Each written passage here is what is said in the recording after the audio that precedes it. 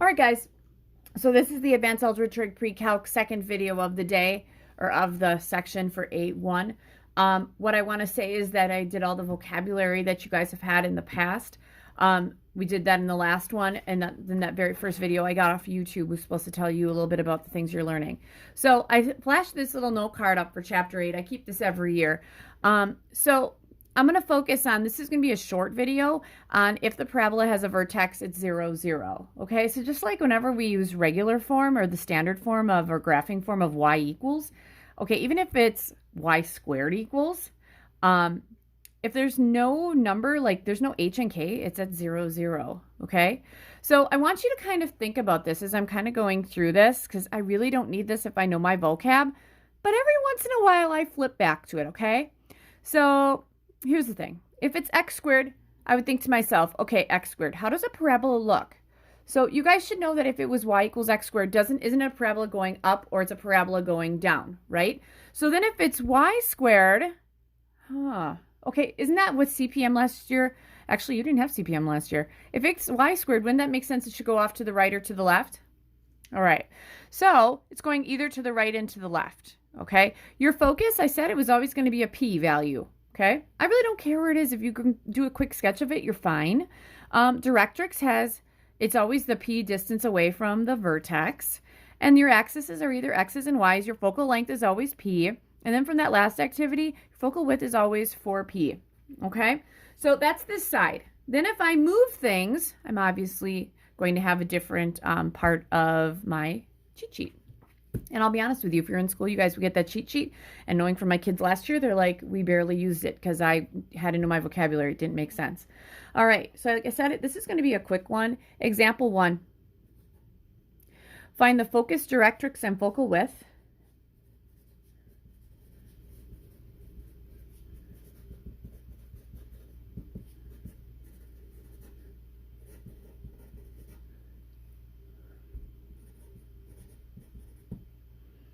of y equals -1/2 x squared.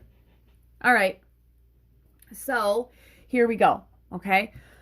So I kind of have all this stuff down, and you guys could actually graph this the old school way. I don't want to. If you noticed, in all of these, your standard form is x squared equals y squared equals. You have to get those squareds by themselves. So what I'm going to do here, I'm going to take my marker again. I'm going to multiply both sides by -2.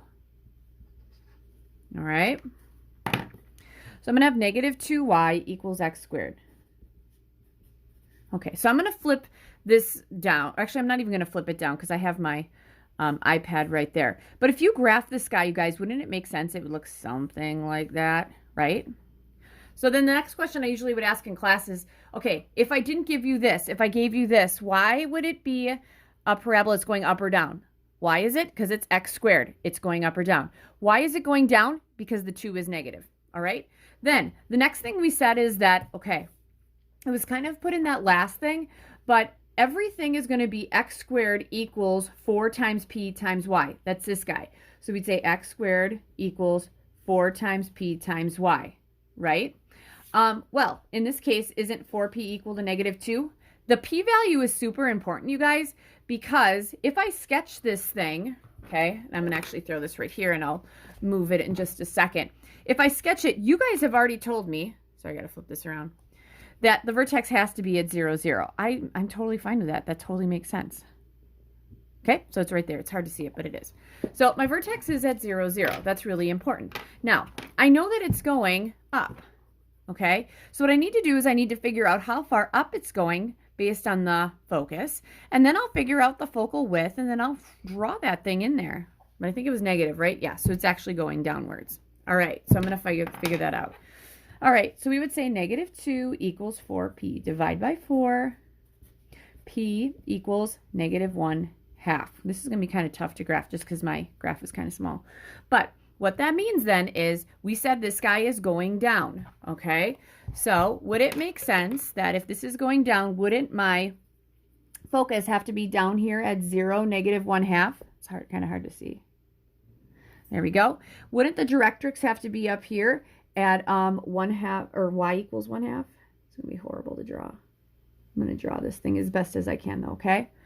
All right, so those are the things I have so far. Okay, so I have that all up there, which is good. So one of the things I asked you guys for was the focus. Well, I already have that right here. The focus is at 0, -1/2. I asked you for the directrix. Well, I drew that right here. It's y equals, I know it looks like 1, but it's 1/2. It's kind of hard to do that on there. Sorry, I don't have graph paper. I forgot to bring it with me. Focal width.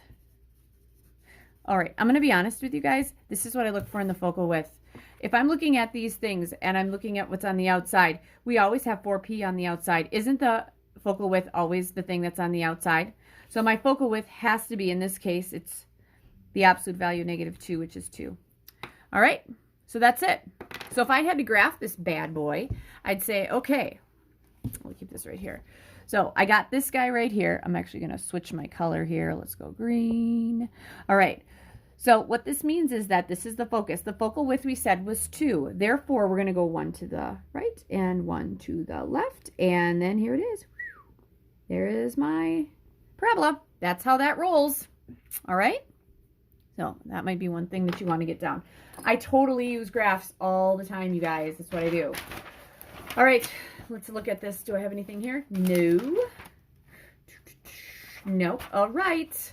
So this is the last example for the day, and I may just sketch a graph. It looks like I did that the last time. All right. So here we go. Last example for the day, example 2 of this video, I should say.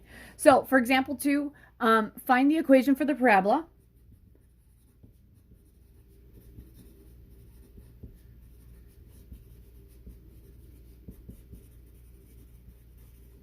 Okay, find the equation for the parabola whose directrix is x equals 2.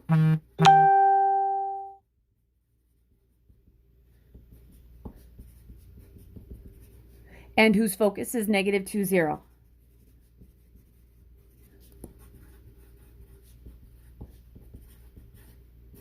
All right, so here we go. I sketched this the first time, so I did, okay, let's see here. So if my directrix is at x equals 2, right, so I'm actually going to make this look like this because sometimes my axes don't.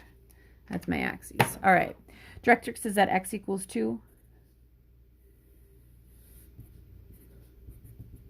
Focus is at -2, 0. So this is 2 here, so wouldn't this have to be 2? All right, so I have to come up with the equation. All right, so would it make sense that my vertex definitely is at 0, 0. So we're looking at either x squared equals 4py or y squared equals 4px, one of those two. If I had to draw this bad boy, you guys, I don't really care what it looks like, but I know that this is the vertex, so it's going to look something like this, right? Because the directrix has to be on the outside. That's super duper important. Here's the thing. I got to find the p. So here we go. If I'm looking at this, this is 2. That's 2. Wouldn't p have to be some form of 2? Here we go. So we're going to have, okay, right or left?